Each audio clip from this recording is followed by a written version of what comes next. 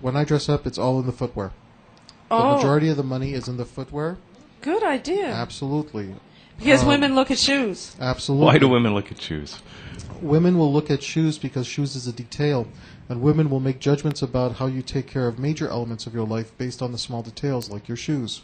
Shoes get scuffed. Shoes get dirty. It takes extra care to take care of shoes. Women who will put extra detail into their hair, into their makeup, want to see if a man will do the same thing.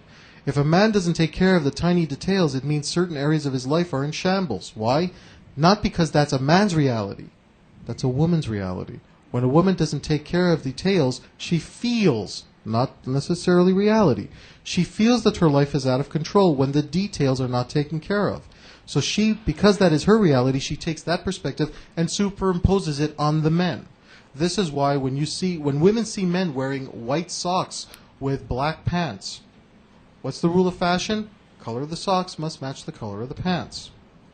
When a woman sees a man wearing black pants and white socks, she immediately takes that subtle detail that is so important in her reality, and she'll make huge assumptions about the man who's wearing that and say, well, if he can't get his life together, why would I want to be approached by him?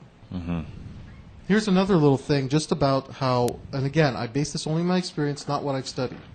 When I wear my alligator boots, gorgeous boots, and I wear my red burgundy fedora, a woman will look me up and down. She'll notice my boots, but she will come up to me and compliment me on the hat. However, when I wear the same hat and the same clothes and the same jewelry and the same outfit, but I'm wearing one of my regular black walking shoes, nothing special, just an average pair of $90 black walking shoes, a woman will look me up and down and she will not acknowledge me.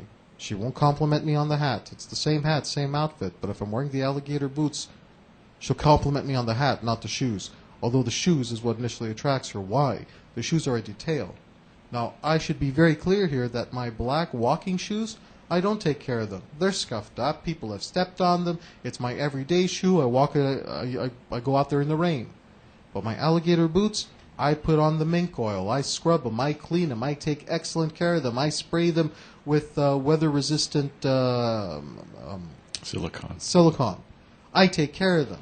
And I talk about the details and how women pay attention to details. She can understand this right away. I can understand that, okay. yeah. Now, for a guy who's listening to this, he cannot fathom how the color of a man's socks is going to be indicating anything more about him, because it's just not logical. If you're trying to decide whether or not someone is going to make you money, if you have to decide whether or not someone's going to be a good employee, you're not going to care about the color of his socks. You want to see how he's going to perform at his job. Men make logical correlations. Women don't. Women make emotional ones based on their own reality. Men and women are different. We have equal rights under the law, but men and women are not equal. The same way no two men are equal, the same way no two women are equal. The same way no two fingerprints are equal. Thank you. That's a beautiful analogy. Probably one I should use. For a man. For a woman, it's not as... It doesn't enter her emotional reality as saying that men and women are not equal. How would I say this to a man? How do I write that into my book? Fellas, the way that your shoes are taken care of for a woman indicates how clean your private parts are. Our tech, who's a man, all of a sudden, it reached him. He said, really? It meant something to him. Because as a man, I can take a physical, direct correlation. If you're going to pay to the details, if you're going to pay attention to the details of your shoes, obviously you're going to be very clean in the way you take care of your private parts. Therefore, if you're the type of man and you derive pleasure from certain sexual acts involving the private parts, how clean they are will be a direct relation as to how good the sex you experience. Therefore, if you pay attention to the details in the shoes, it shows you pay attention to the details of your private parts. A guy can understand this right away. There seems to be more of a logical correlation there for men. Mm-hmm. Whereas for a woman, that's not the direct correlation they'll make. So when I'm writing my book, I'm writing this for men. I'm saying, guys, here it is in language that guys can understand.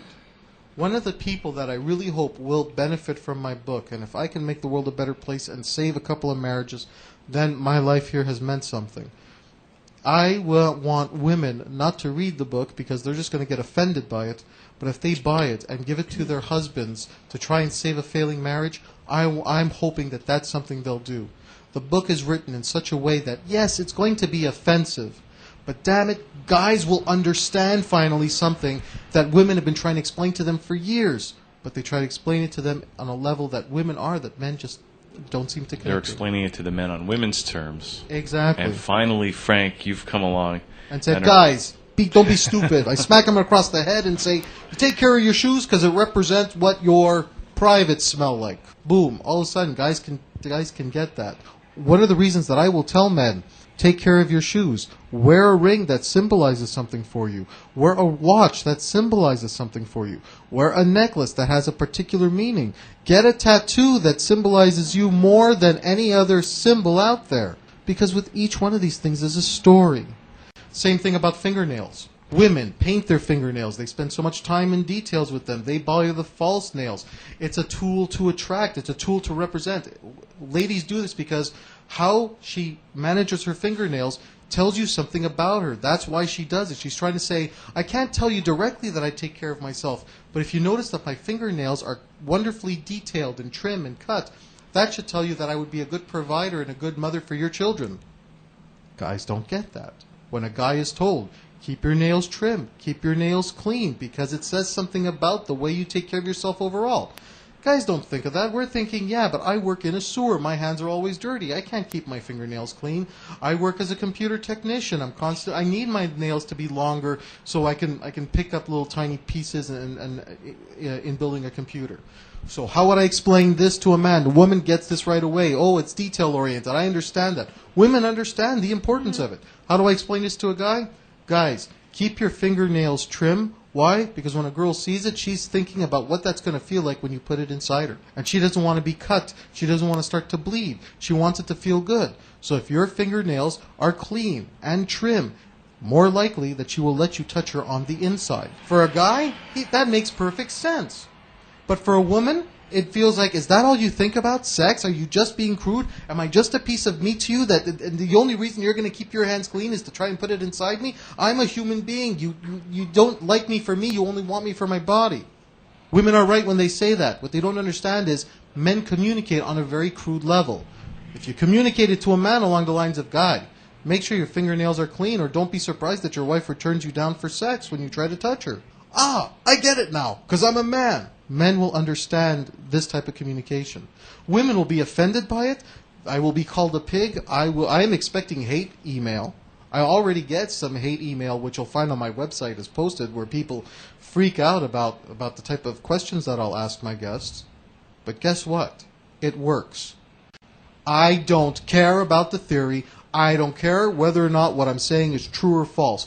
What I care about is that it works, it makes men better men, they're able to have better relationships, and if someday, and this is something I also write in my book, if children are born of marriages, or of relationships, let's be politically correct, if children are born of relationships that should have terminated, but didn't because of my book, because it helped keep people together, it helped women feel emotionally satisfied, and it helped men lead the relationship to a place where they feel like men, and they don't have to feel like they're giving up their masculinity in order to maintain the relationship. And children are born of that relationship. That's an energy that I got to be a part of because I helped create.